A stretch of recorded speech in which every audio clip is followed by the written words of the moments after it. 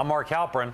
And I'm John Heilemann. And with all due respect to Jeb Bush... I mean, that's like a board game. That's like playing Monopoly or something. That's not how the real world works. But it is how presidential politics works, which is why sometimes, Jeb, you've just got to take a chance.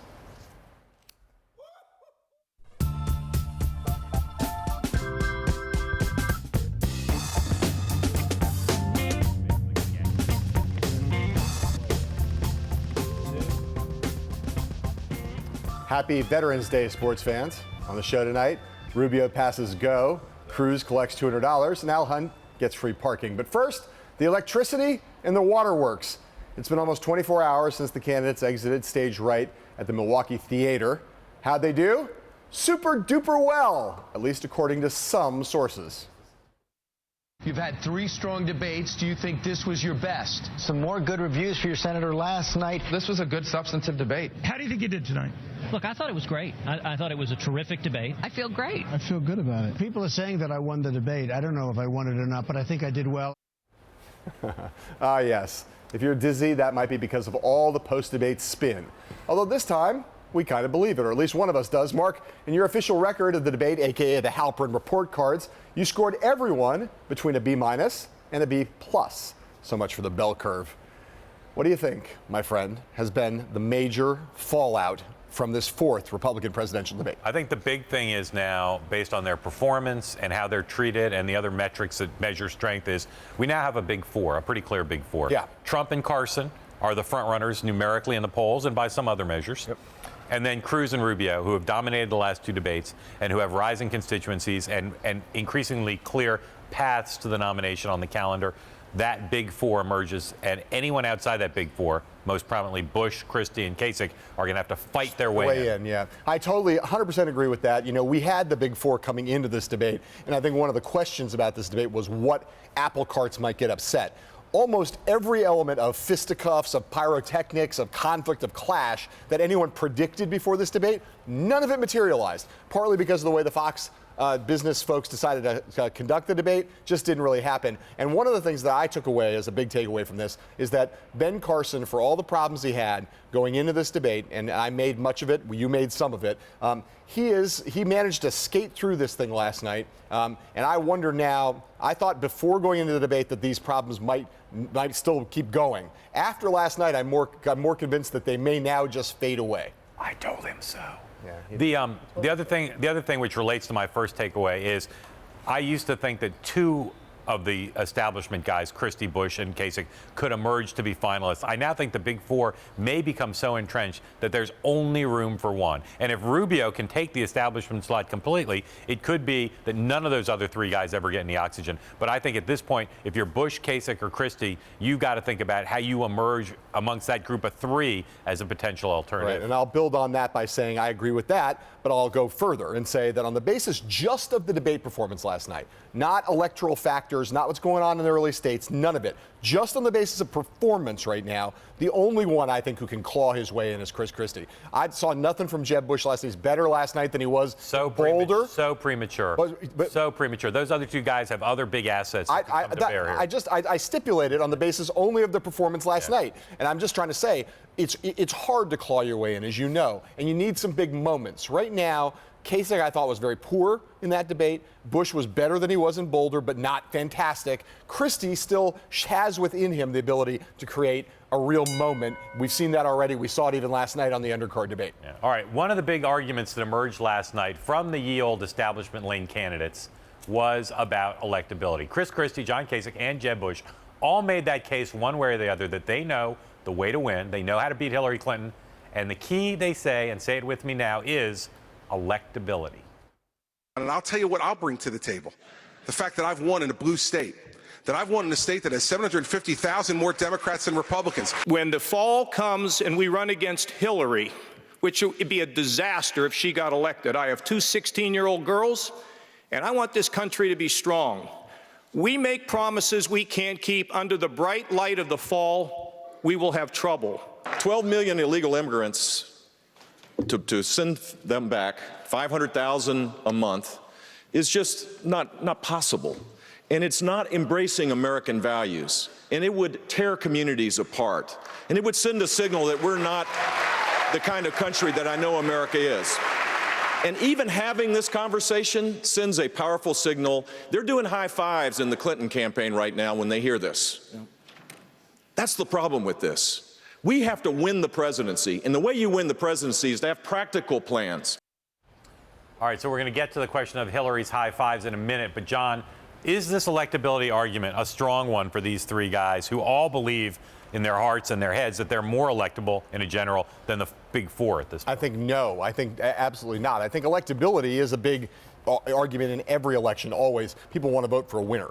But in this Republican Party, with the mood that they currently have, they don't see those kinds of electability arguments, which a lot of Republicans hear as arguments for why we're trimming, arguments for why we're not making arguments of principle, arguments for why we're not standing up for what the Republican Party should stand up for. Those sound to me, I think to a lot of Republican ears, those sound like moderates trying to make excuses for being moderate. And we've seen that every 4 years, and every 4 years the argument wins. I think any of those four guys can still make the case. Complicated for Christie now, in part because while he can talk about his election and some of the things he's gotten done, between the New Jersey economy and the fact that he's now at loggerheads with Democrats in his state, and swirling stories about Bridgegate 1 tonight suggesting he may have appeared before a grand jury in that case, he's got a tall case to make.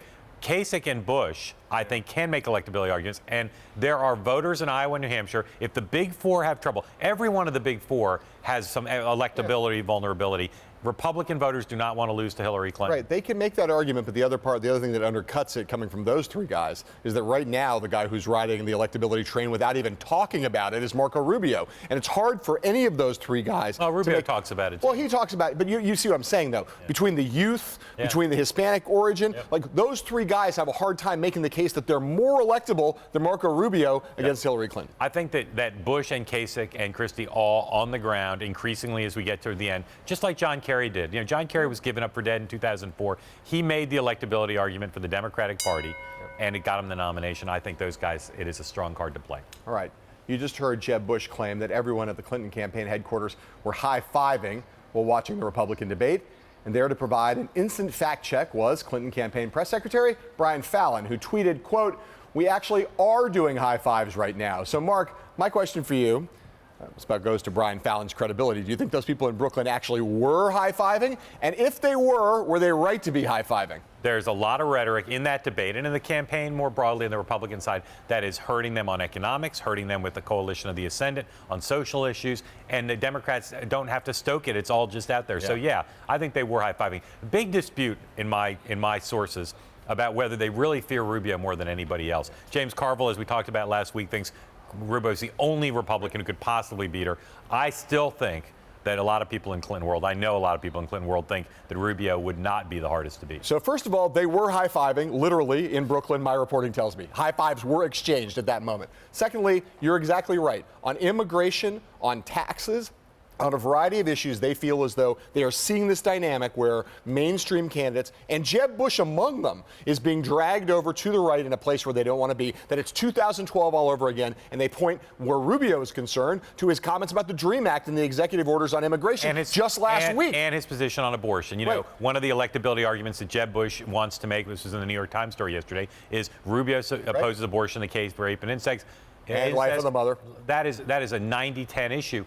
The fact is the Clinton people can do what Bush did in 2004, George W. Bush did, what Obama did, President Obama did, eliminate the Republican, and then Clinton can win if she's the nominee almost no matter what. All right, when we come back, the most exciting rise in politics today, that of Marco Rubio, and what his rivals told me last night in Milwaukee about the question of age.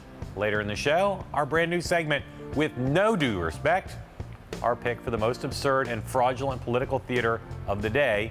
You won't want to miss the debut of that, and we'll be back in just 60 seconds.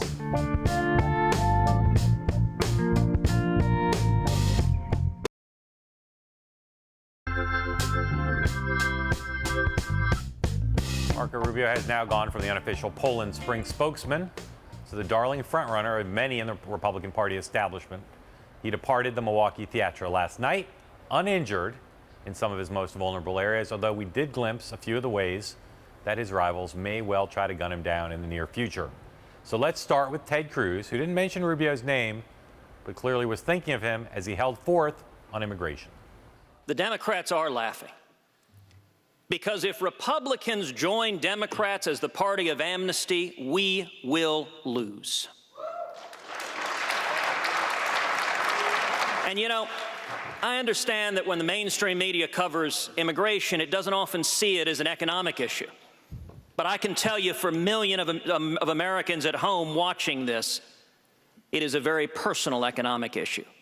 And I will say the politics of it would be very, very different if a bunch of lawyers or bankers were crossing the Rio Grande.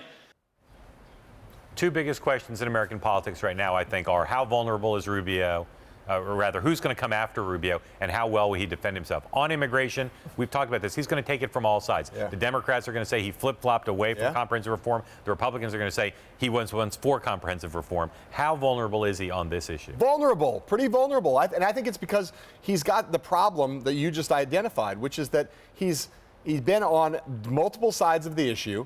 He therefore pleases no one. No one really is ready to defend him. And he doesn't have a real explanation for how he went from where he was to where he is now. And the place where I believe his actual heart is, which is where he started out, puts him in a great vulnerability with the Republican base and to attacks like that from Ted Cruz, Donald Trump, and others. One of the undervalued aspects of Marco Rubio's political skill and those of his associates is when they're attacked, they don't just play defense, they play offense. Yep. And they're going to come back at anyone who comes after them on immigration with their own attacks on the issue. I think, though, that Rubio does have to worry about this electability question, because that is such a hot thing for the base, which is why he folded on it. How do you get yourself in a place where you can get through this nomination fight and fend off attacks from the far right on this issue while still emerging in a place that doesn't render you unelectable with enough Hispanic voters in the general election? A very, very hard needle to thread for him. He skated on it last night, even after Cruz brought that up, and there was a pretty big discussion. It's going to get bigger and bigger. Bush and Kasich waited on. He took a pass on it, got asked about it this morning, but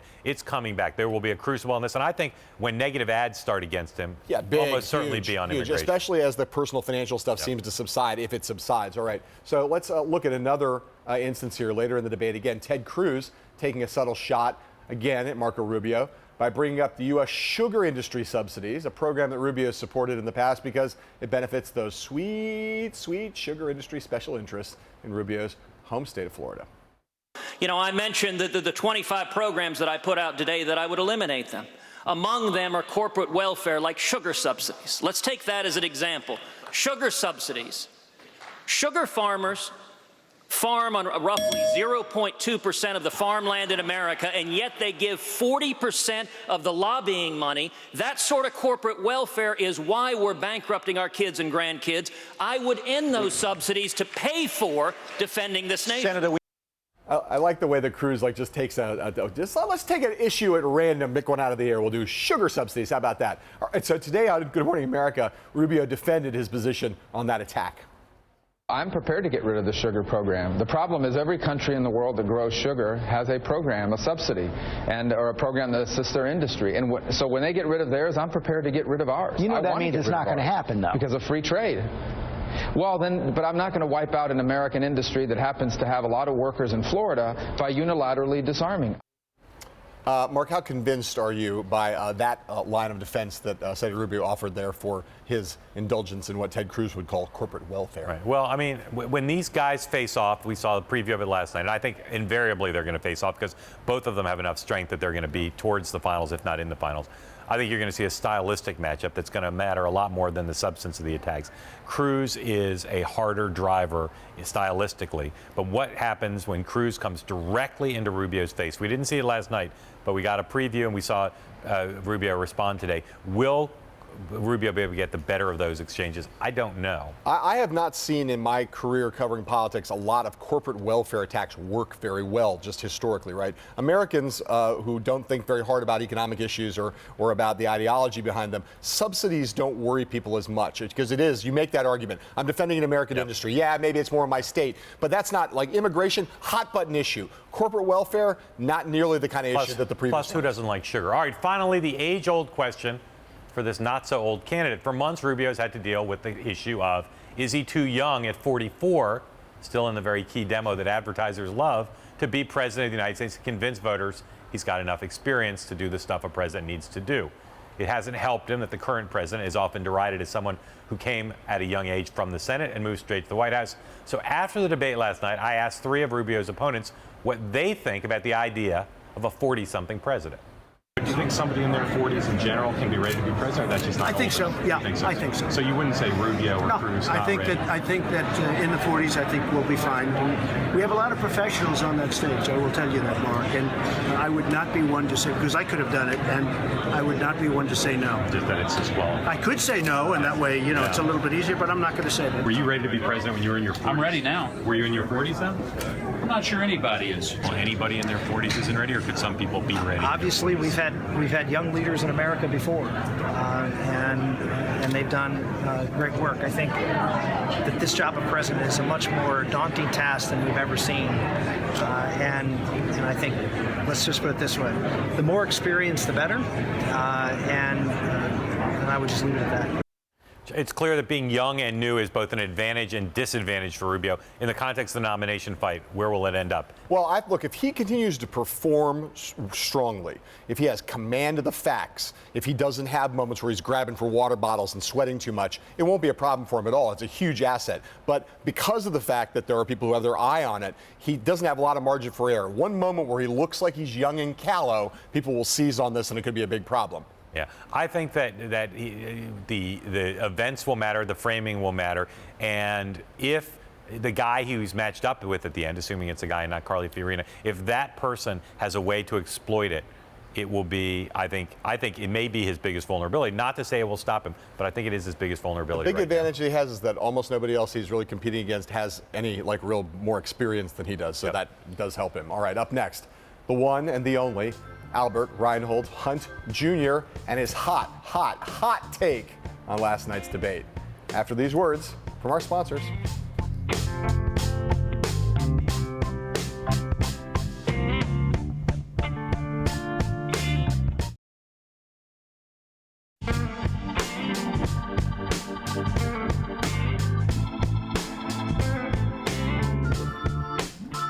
Focus of last night's debate being on economics, we thought it would be wise to consult a genuine oracle on that topic, especially where it intersects with politics.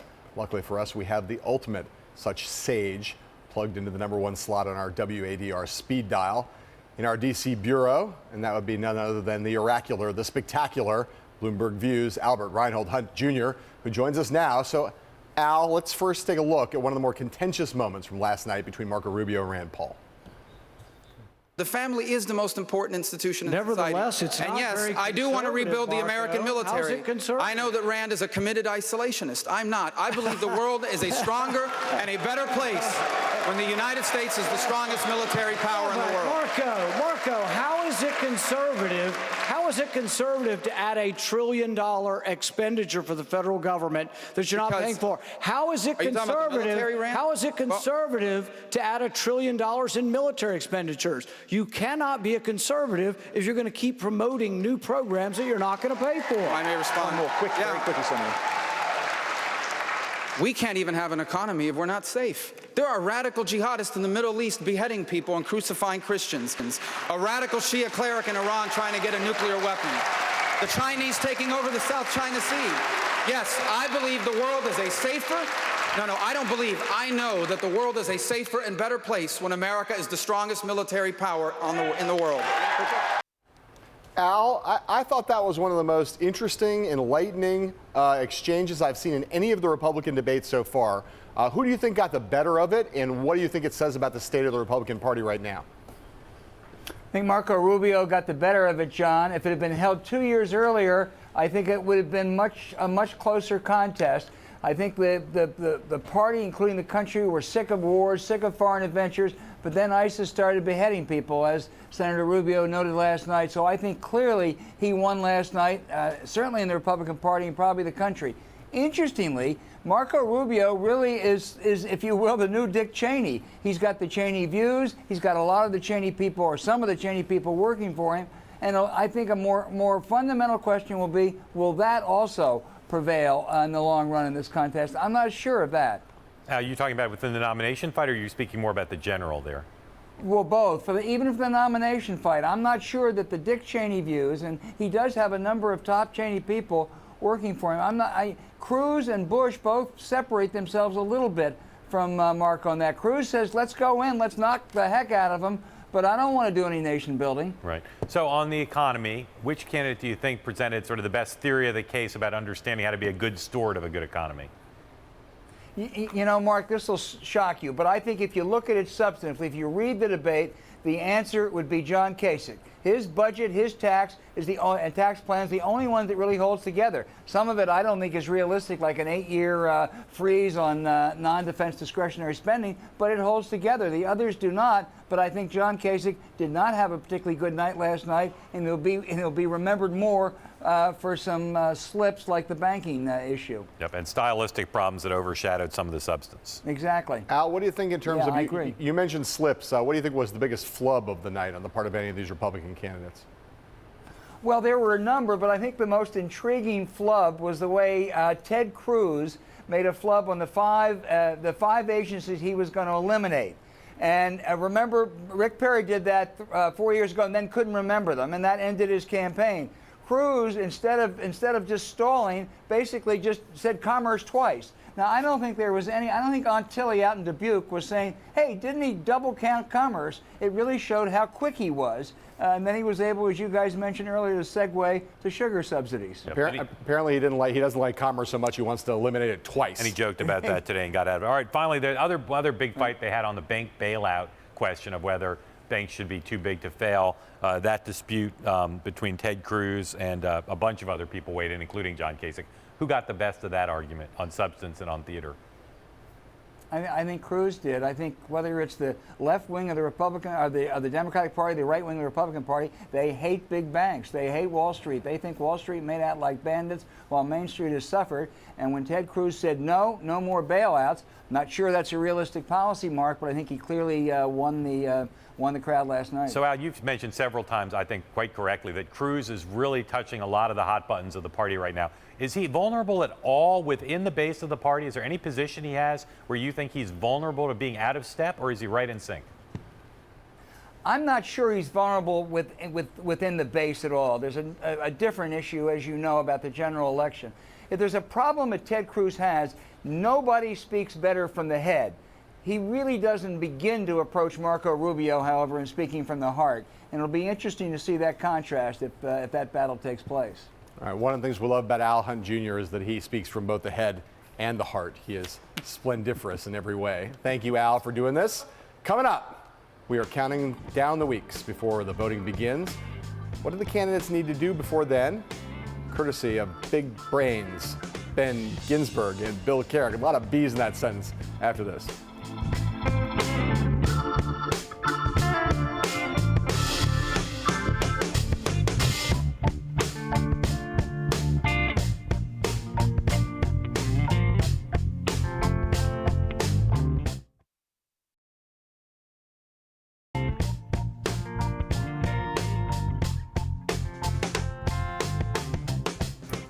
The Starbucks red cups are out. The cranberry sauce is stacking up at the store.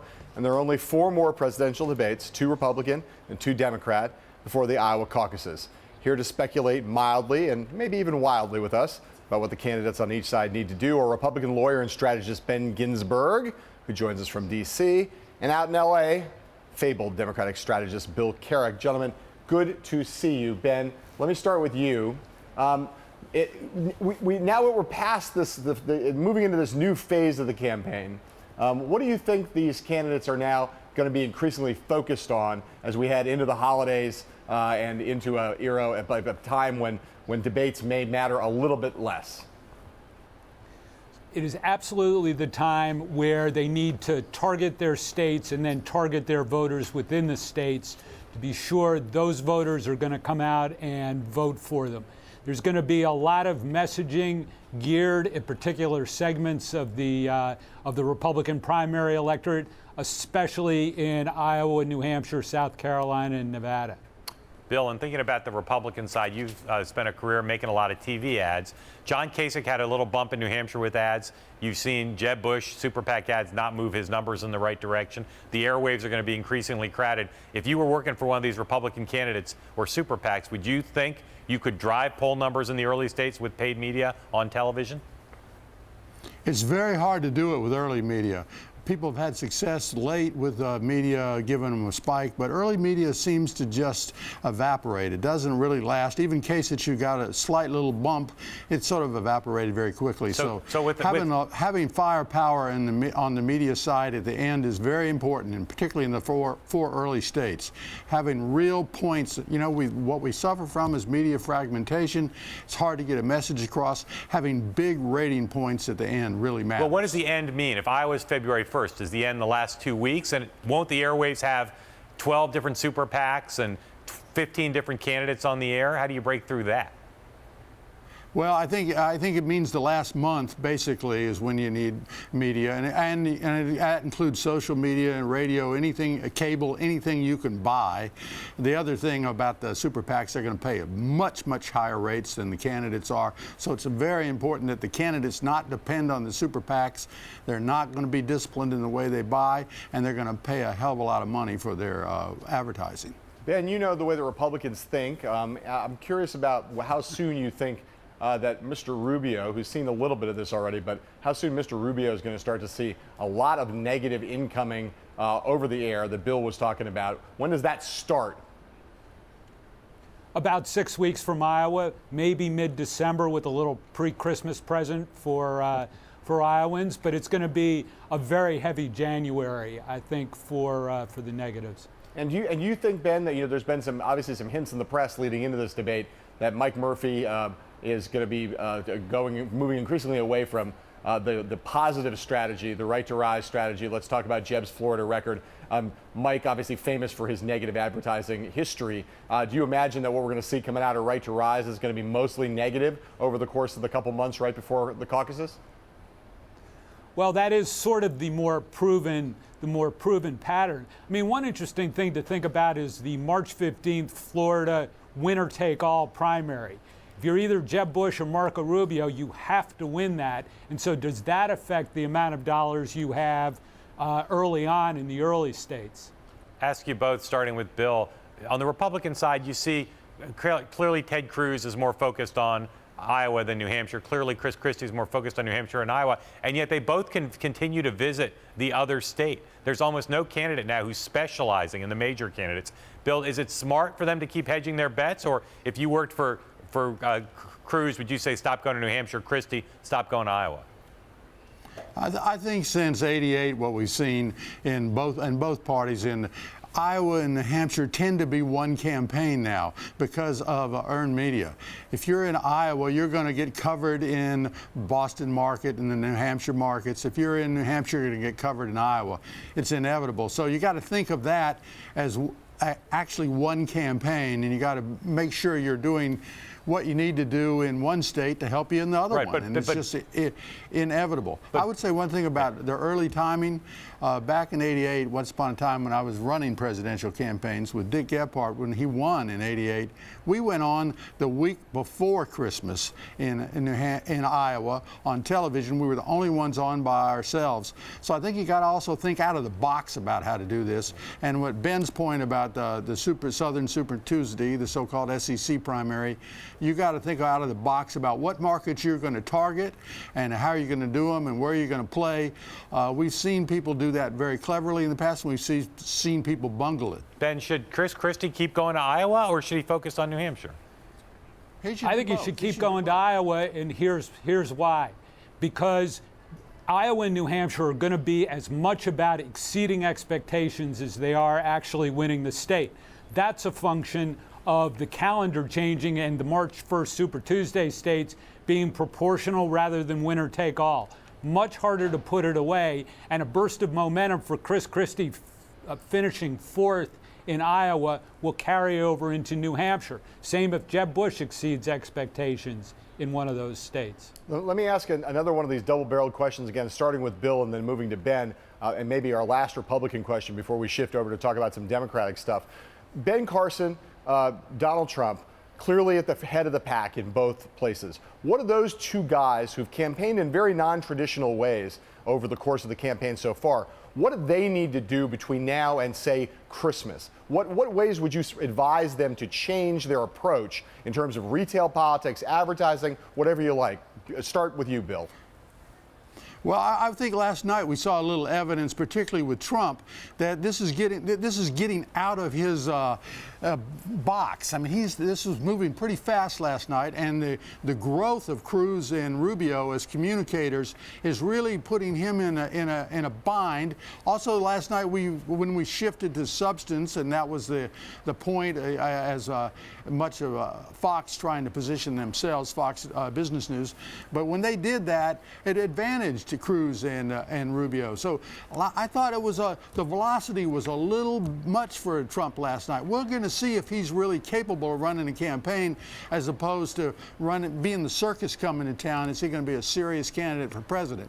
I've never thought he was going to disappear overnight. I always thought he and Carson, they're more likely to disintegrate, gradually. Ben, what do you think? If you were advising those two guys, would you say, hey guys, time for some retail politics now. Time to start spending some time really on the ground to a much larger extent than you have in those first two states, or you guys might be in trouble? Well, I'm not sure they're going to be in trouble, but yeah, I'd spend more time on the ground. One of the things about there only being one Republican debate between now and Christmas means that substance, being tested on the substance, is not likely to come. And so both Trump and Carson have shown themselves to be able to put on big events to attract large crowds with big followings. The lack of there only being one debate for 6 weeks now is going to spell this out into great detail.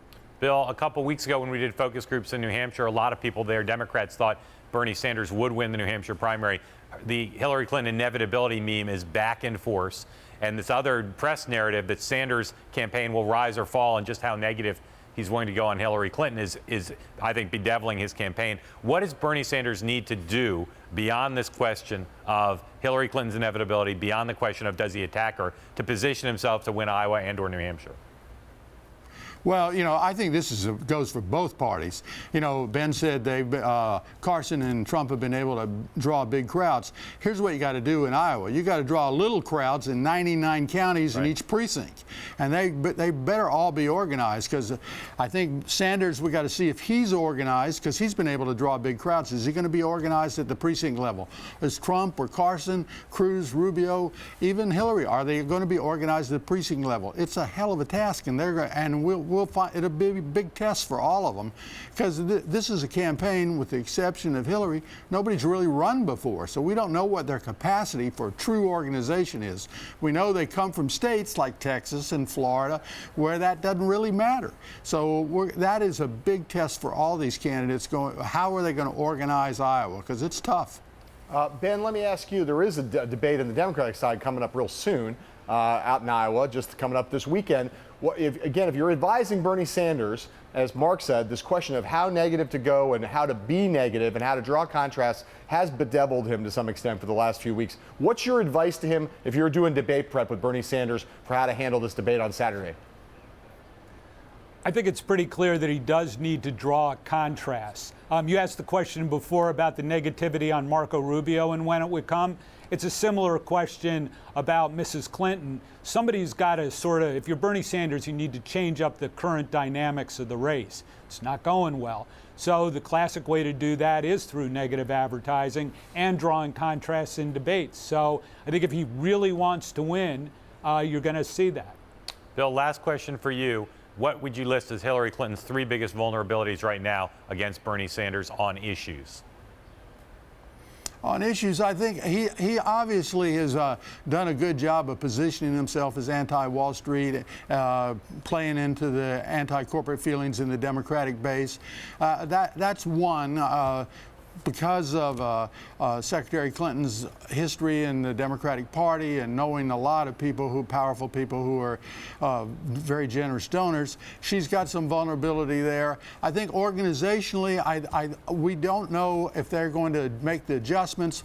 Presumably they will. This time they didn't have in 2008 when they got out organized in the early states. They really have to focus on that.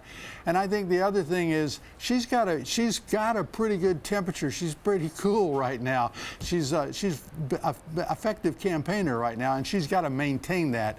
And that's going to be difficult because I totally agree with Ben. The big challenge for Bernie is he's going to have to draw a contrast. He's going to have to make this a choice and not just a referendum on a popularity contest between two Democrats that Democratic base voters like. All right, Bill Carrick and Ben Ginsberg. I've been studying those beards this entire segment, and I can't decide which is better. I'm just calling it a toss-up. Thank you guys for being with us. Up next, how will the Secret Service protection change the campaigns of Mr. Donald Trump and Dr. Ben Carson? That and more after this commercial break.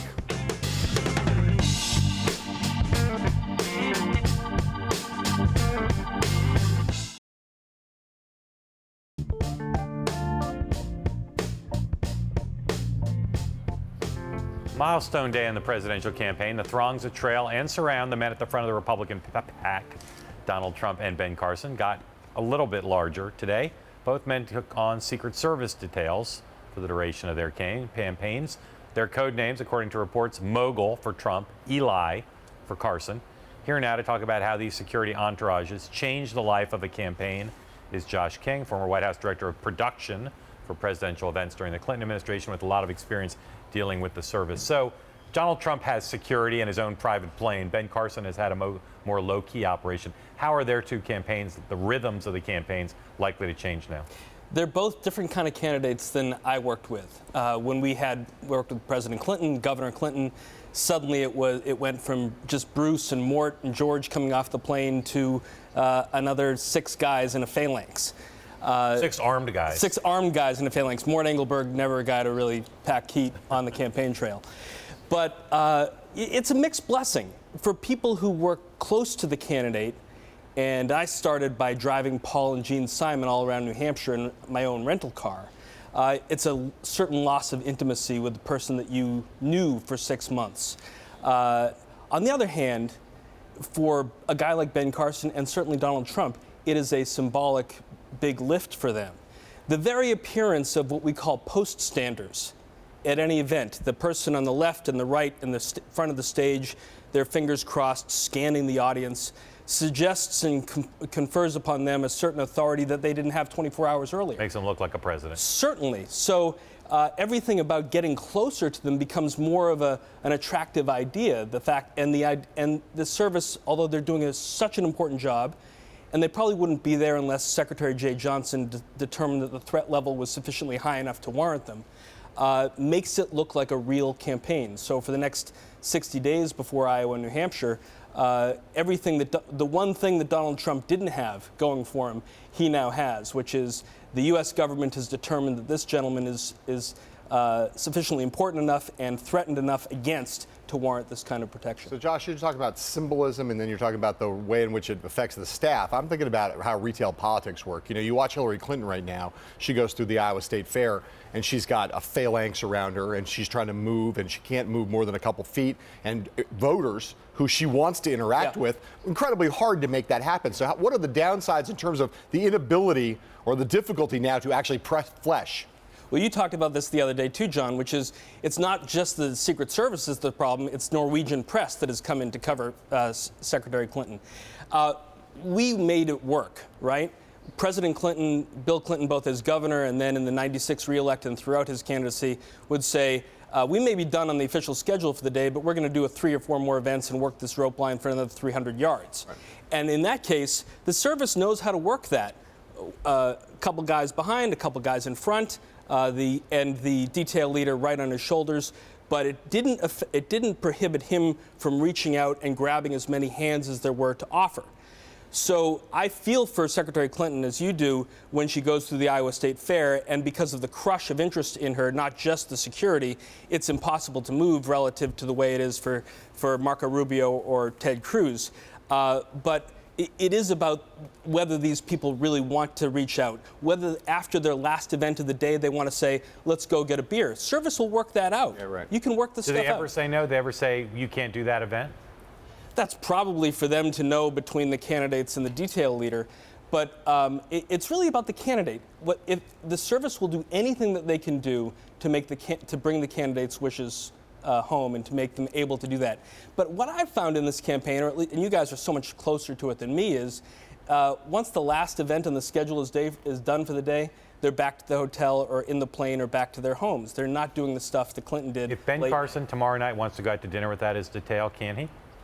Probably not without his detail. No, once Secretary Johnson, Homeland Security, assigns the detail, it's probably verboten to lose them until he decides to pull out of the race. And as you guys know, once a candidate is finished, once they make their concession or suspend their campaign, they're back into rental cars. Josh, thank you very much. All right, Josh King. Up next, our brand new segment with no due respect. We call BS on the most ridiculous, preposterous, or outright fraudulent political theater of the day. We'll have that for you in just 60 seconds.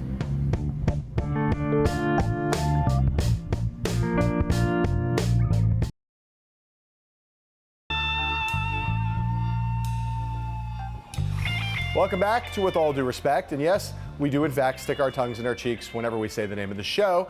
But now we're turning things around a little bit for a new segment that we're introducing, and it's called With No Due Respect. And we've made a graphic for it. On today's WNDR, it comes courtesy of two of last night's debate participants, Donald Trump and Carly Fiorina. Each of them claim to have a special connection to Russian horseback rider and Republican bogeyman Vladimir Putin. If Putin wants to go in, and I got to know him very well because we were both on 60 Minutes. We were stablemates, and we did very well that night. But you know that. One of the reasons I've said that I would not be talking to Vladimir Putin right now, although I have met him as well, not in a green room for a show, but in a private meeting. Okay, so let's rifle through both of these goodie bags. First, Trump says that he was stablemates with Putin when they were in the same 60 Minutes episode. That is a pretty big stable. The Trump interview was with Scott Pelley in New York, and the Putin interview was in Moscow with Charlie Rose. As for Fiorina, who said she met Putin but not in a green room, well... You've met Putin. I met him in Beijing. Yeah. We were in sort of a green room setting, actually. The two of us were giving a speech. Each of us were giving a speech at a major economic conference called APAC. And so the two of us were sitting sort of in a chair like this, about this close, for 45 minutes before his speech and before mine. Okay, so it's a little bit, maybe a little slight contradiction between those stories of Carly Fiorina's. My question, though, for you here is, first of all, why must these people who are famous and accomplished, why must they embroider, perhaps, a bit, the truth of their encounters with Vladimir Putin? What advantage do they get from telling this story? Well, the Trump one's kind of ridiculous because, of course, on the face of it, we all knew it was ridiculous. It had nothing to do with hanging out with him or having any real association outside of the ratings.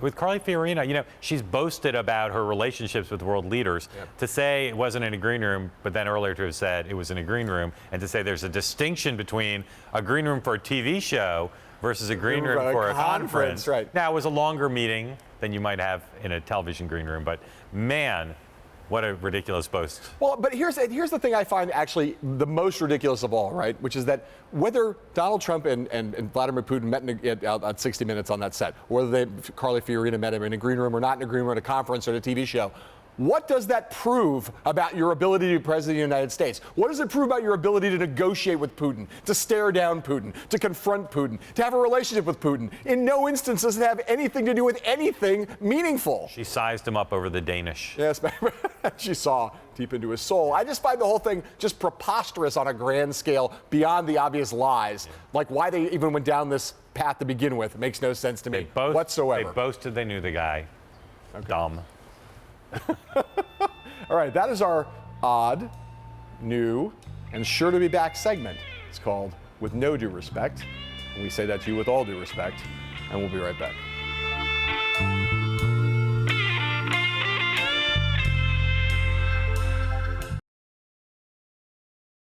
Oh, that debate last night was a lot of things. It was combative, it was long, it was unpredictable. How else to describe it? Hey, Donald, can you help me out? I think they were very elegant. I thought it was a very elegant evening. The moderators were really elegant. I thought the moderators were elegant. Somebody just asked me, how was it? I said it was very elegant. You did a really elegant job, the three of you. I thought it was a very elegant evening. It was elegant. It was an elegant debate. Actually, the word is elegant. It was an elegant evening. The word is elegant. On tomorrow's show, Bush 41 biographer John Meacham, Vin Weber, and until then, sayonara.